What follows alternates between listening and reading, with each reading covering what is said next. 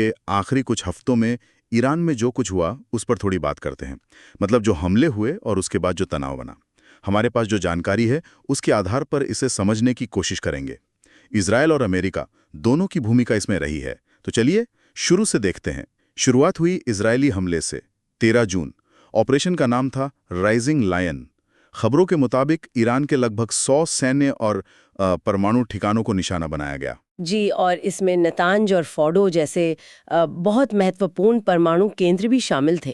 हाँ, और ये भी सुनने में आया कि ईरान के इस्लामिक रेवोल्यूशनरी गार्ड कॉर्प्स मतलब IRGC उसके कई सीनियर कमांडर और कुछ परमाणु वैज्ञानिक भी इसमें मारे गए। बिल्कुल। और देखिए, ये बात बहुत अहम है।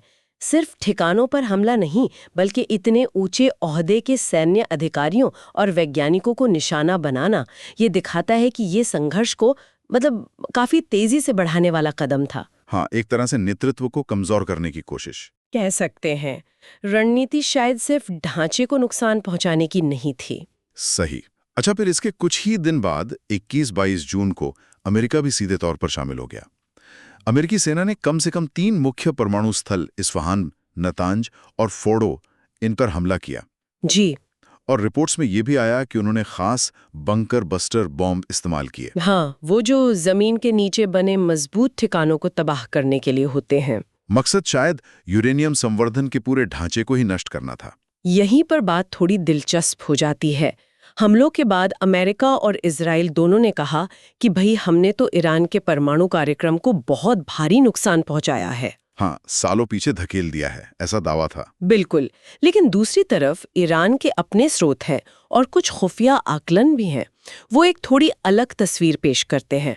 वो मानते हैं कि हाँ, नुकसान तो हुआ है और काफी हुआ है, पर शायद उतना विनाशकारी नहीं जितना बताया जा रहा है। अच्छा, तो मतलब असल में कितना नुकसान हुआ इस पर पूरी तरह से स्पष्टता नहीं है। नहीं, बिल्कुल नहीं। और ये अपने आप में एक बड़ी बात है। हो सकता है ये जमीनी हकीकत की अनिश्चितता हो, या फिर शायद दोनों तरफ से एक तरह का इंफॉर्मेशन वॉरफेयर चल रहा हो। अगर ये बात सही है कि ईरान कुछ महीनों में फिर से संवर्धन शुरू कर सकता है, जैसा कुछ आकलन कह रहे हैं, तो ये उसकी क्षमता की तरफ भी इशारा करता है। हाँ, ये तो है। अच्छा, इसी सब के बीच 23 जून को एक और घटना हुई जिसने अंतर्राष्ट्रीय स्तर पर काफी चिंता पैदा की।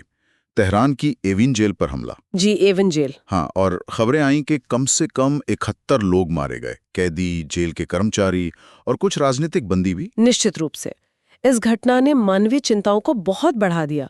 एक सैन्य संघर्ष के बीच में इस तरह की जगह पर हमला, ये कई गंभीर सवाल खड़े करता है। बिल्कुल। फिर 24 जून से 30 जून तक अमेरिका की कोशिशों से एक अस्थायी संघर्ष विराम लागू हुआ। हाँ, एक टेम्पररी सीज फायर। लेकिन ये भी बहुत नाजुक सा था। दोनों तरफ से एक दूसरे पर छोटे मोटे उल्लंघन के आरोप लगते रहे। और इसी दौरान तनाव कम नहीं हुआ। ईरान ने रिपोर्ट्स के मुताबिक अमेरिकी ठिकानों और इजरायली शहरों पर 550 से ज्यादा बैलिस्टिक मिसाइलें दागी। 550 संघर्ष विराम के दौरान। जी हाँ, ये दिखाता है कि जमीन पर स्थिति कितनी विस्फोटक थी। मतलब ऊपर से संघर्ष विराम, लेकिन नीचे मिसाइलें चल रही हैं। तो ये तो बहुत ही अस्थिर स्थिति थी। बिल्कुल। संघर्ष विराम बस नाम का रह गया था। कभी भी बड़े पैमाने पर लड़ाई फिर से भड़क सकती थी। तो अगर हम संक्षेप में देखें तो घटनाक्रम बहुत तेजी से बदला। पहले इजरायली हमला, फिर अमेरिका शामिल हुआ, परमाणु ठिकानों पर बड़े हमले। हाँ, नुकसान पर अलग अलग दावे। फिर वो विवादित जेल हमला और उसके बाद मिसाइलों के साये में एक बहुत ही तनाव भरा संघर्ष विराम। बिल्कुल। और ये सब हमें एक अहम सवाल पर लाकर खड़ा करता है। वो क्या? देखिए, एक तरफ परमाणु कार्यक्रम को हुए असल नुकसान पर अनिश्चितता है।